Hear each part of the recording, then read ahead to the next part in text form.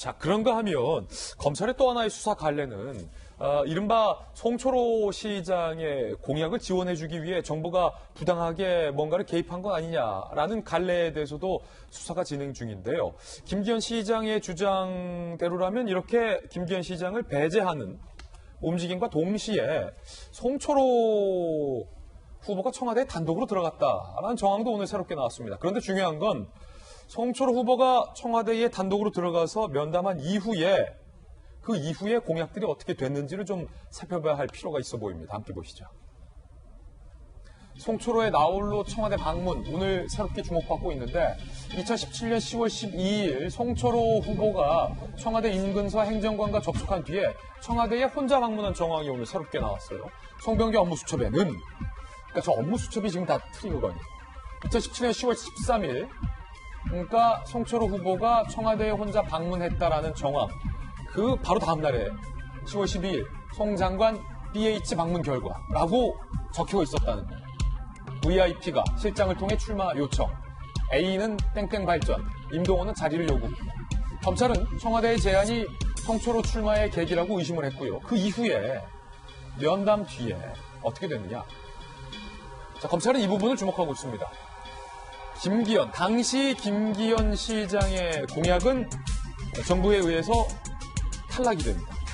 그런데 송철호 캠프 측의 전략은 산재모 병원이 좌초되면 도움이라고 돼 있거든요. 근데 그 전략대로 탈락이 됐다는 겁니다. 반면 송철호 공약 공공병원은 실현이 됐다는 겁니다. 검찰은 송철호 시장을 직접 조사할 방침입니다. 장희영 교수님, 이게 의심을 하기 싫은데 왜 송철호의 캠프의 전략대로 실제로 다 이루어지냐, 공약마저 그렇게 이루어지냐라는 부분이거든요. 청와대에 방문하고 나서 의심하기 싫은데. 김기현 시장이 그 선거에 나서겠다라고 이제 그 한국당의 대표로 후보로 나오겠다 하면서부터 지금 여러 가지 압수수색도 있었고 등등 지금 시작된 거 아니겠습니까? 근데 그 과정에 지금 말한 산재모 병원은 김기현 전 울산시장의 그 시장 공약이었었죠. 그렇기 때문에 막판에 이게 달성이 됐냐, 공약이 달성이 됐느냐 안 되느냐는 그의 업적 혹은 한 번 더 연임을 할 수 있느냐의 기회에 굉장히 중요한 단서였었습니다. 근데 그 당시에 저게 예비타당성 조사에서 막판에 무산이 됐고 지금 송철호 시장이 또 그 부분을 공략을 했죠. 김기현 시장은 결국은 자신의 공약도 제대로 실천하지 못했고 시간 낭비만 했다라는 거를 또 전략적으로 이렇게 이용하기도 했었습니다. 그 중간에 결정된 게 산재모 병원인데 김기현 전 시장 측에서는 이 자체도 역시 청와대가 개입한 송철호 시장 만들기 위한 어떤 그 숨어있는 전략이 있었다라는 얘기예요. 왜냐하면 그 이후에 송철호 시장이 된 이후에는 갑자기 예비타당성 조사 면제 사업으로 이게 또 다른 이름, 혁신 뭐 병원 이런 식으로 해서 공공병원으로 해서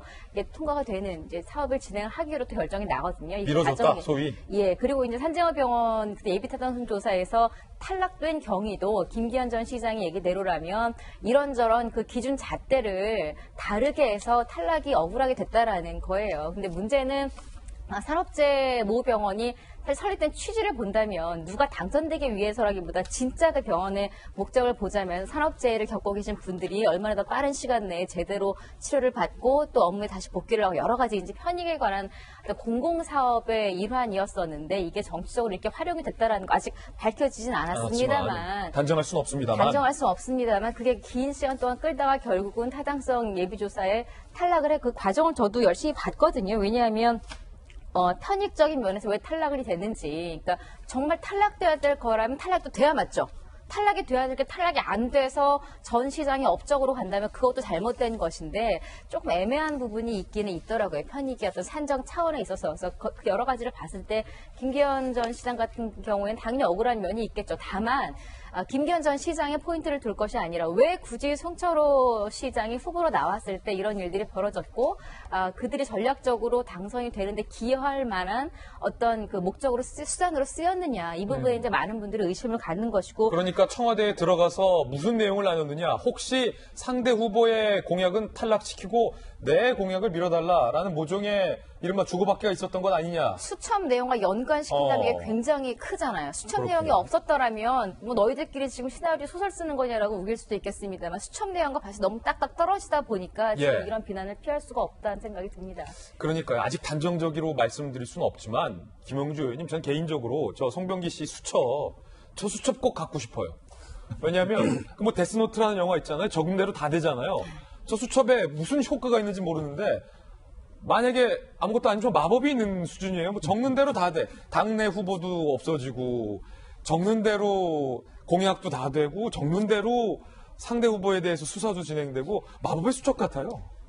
사실은 그 갖고 마법을 싶네. 실현할 가능성을 높이기 위해서 권력을 잡게 되죠. 다만 어쨌든 그래서 여당 후보를 찍는 배경이 나는 그 정도 내 공약을 실현시킬 수 있다라는 측면에서 시작되기 때문에 누구나 그런 경험을 하는데 문제는 예비 타당성 조사든 어떤 형태든 그것이 합리적인 잣대를 가지고 했느냐의 문제입니다. 특히 울산 같은 경우는 굉장히 자동차, 우리나라 근대 산업의 근거지로서 산재모병원이 가지고 있는 중요도가 있는 거거든요. 그래서 국가가 어떤 특정 말하자면 여당이냐 야당이냐를 따지지 않고 합리성에 따라서 집행했느냐. 어떻게 보면 이게 상권 분립의 정신의 핵심일 수도 있는데 그걸 지켜봐야 되고 이거는 말하자면 기재부를 지금 압수수색한 이유가 그걸 제대로 했는가를 지켜보는 거 아니겠습니까? 이제 그런 걸 지켜보면 될 것이고 이제 그런 차원에서 사실은 이제 공공병원조차도 어떻게 보면은 대통령 공약도 지역에서 원하는 요소들을 취합한 게 대통령 공약이기 때문에 이 공약은 우리 거, 이건 저거 것이라고 보기 어려운 부분이 사실 있습니다. 이제 그런 면을 잘 지켜볼 필요가 있겠다는 생각이 듭니다. 예, 마치 마법의 수첩처럼 적는 대로 착착착 진행됐던 송병기 부시장의 업무 수첩. 과연 검찰은 이 업무 수첩을 어떻게 볼까요? 마법이라고 수사 결과를 발표할까요? 아니면 정말로 실세 힘이 있는 수첩이었다라고 발표할까요? 그 결과를 좀 지켜봐야 할 것 같습니다.